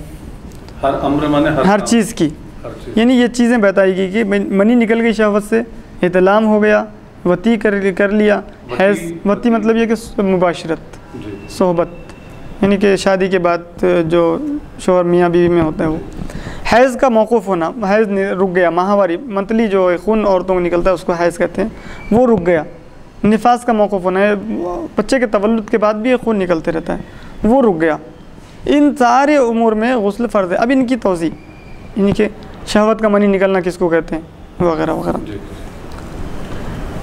तौज़ी अम्र अव्वल, पहली चीज़ की तौज़ी यानी शहवत से मनी निकलना, ये सूरत ख़ास है हालत बेदारी के साथ, यानी जागते में मनी अपनी जगह से शहवत बशहवत, शहवत के साथ जुदा होकर जिस्म से बाहर निकले।